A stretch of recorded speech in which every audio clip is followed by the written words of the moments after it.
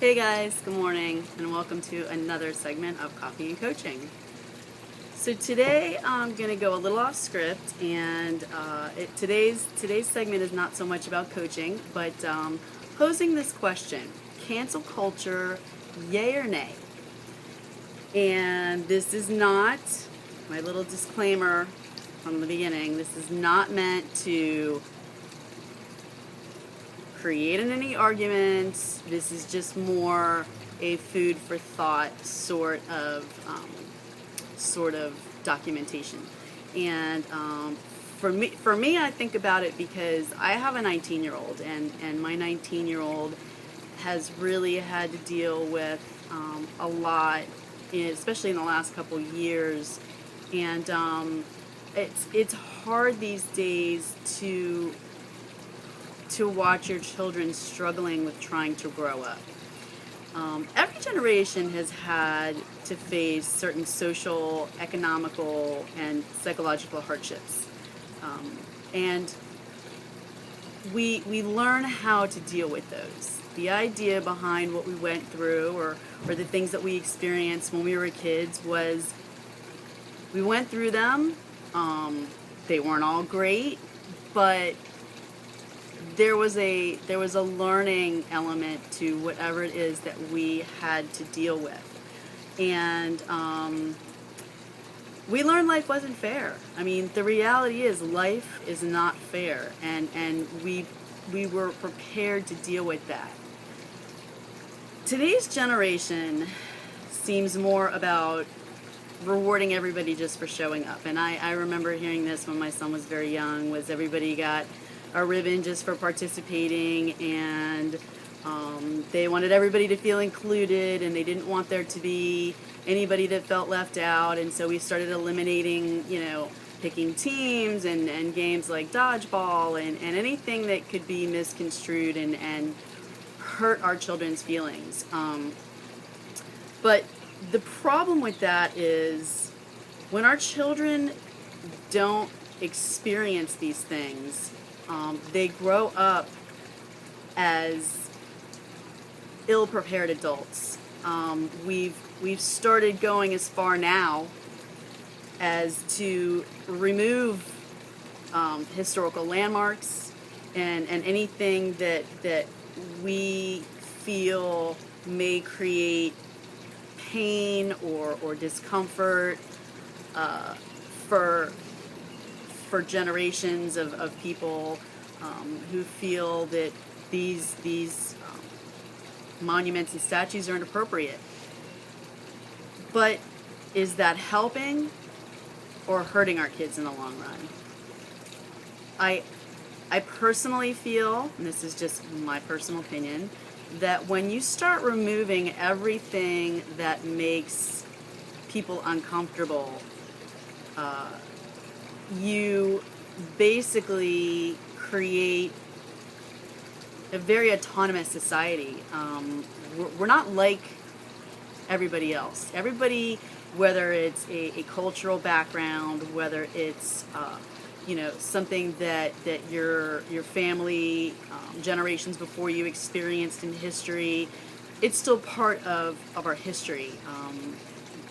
Being Jewish, I mean, obviously there were things like the Holocaust and the Spanish Inquisition and lots of things that were reminders of horrible things that were done to people just because of who they were, and what group of people that they associated with. And when we start removing all of these things, we start taking away history. We start taking away those reminders of why we don't want to have those things happen again. And I mean, I was thinking the other day about what's next. Are they going to start plowing down the concentration camps so that it's not a horrible reminder to German Jews? Which I think would be a shame, because even though going there and seeing what happened there and knowing what happened there creates a painful memory, that pain allows us to accept certain things about our culture and remember to be intentional to never let them happen again. And so I feel that we are making things just a little too complacent these days for people. And I guess I'm just old school. I believe that if I don't like what's on TV, I turn the channel. If I don't like what's on the radio, I turn the channel. If, we live in a democracy, if I don't like who's running for office, I can vote against them. There are lots of things that we can do to counteract our discomfort for the things that we don't like. But I'm just afraid that eliminating these things completely from our society is making things worse and not better. And anybody that knows me knows that I'm pro every minority. I am a firm believer that everybody has the right to live and to have a family and to provide the best that they can for that family, and every opportunity that everybody else has. I think we should be equal across the board with that. I mean, everybody is a human being. Everybody deserves to be happy and healthy and loved. I don't like to see anybody in pain. I don't like to see people hurting. I don't like to see segregation. I don't like to see racial profiling. I don't like to see anybody afraid to go anywhere because they're afraid that the color of their skin or their religion or their sexual orientation is going to end up causing them bodily harm. And so I just am putting this out there as my personal thoughts, that I think maybe that the cancel culture thing is doing more harm than good, because if we don't address the things that create discomfort for us, we never have the opportunity to grow up and to learn how to deal with those things. Obstacles are not just to be taken out of our way. Sometimes we need to overcome them in order to grow, in order to learn, in order to have empathy for other people, in order to be better people, in order to have more compassion. So that's my food for thought today. And whether you agree or disagree is fine.